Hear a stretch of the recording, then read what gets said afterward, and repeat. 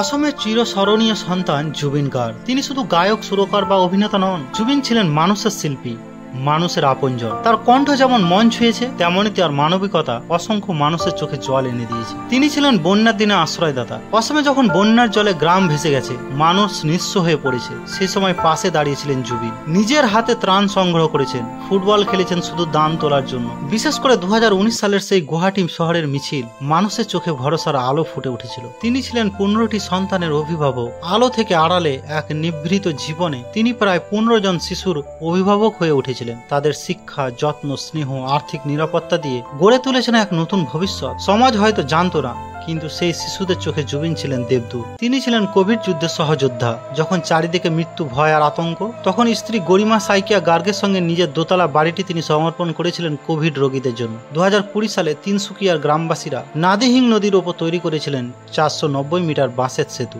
নাম দিলেন জুবিন গার্গ ব্রিজ। তিনি ব্রেন ক্যান্সার ও এইডস আক্রান্তদের জন্য কাজ করা বহু সংস্থাকে সহযোগিতা করেছেন। যেখানেই কষ্ট, সেখানেই ছিলেন জুবিন। জুবিন গার্গ শুধু একজন শিল্পী ছিলেন না, তিনি ছিলেন ভালোবাসার নাম, আশার নাম, মানবতার নাম। তার গান যেমন চিরকাল বাঁচবে, তেমনই তার মানবিকতা মানুষের হৃদয়ে অমর হয়ে থাকবে। আপনি যেখানেই থাকুন, ভালো থাকবেন।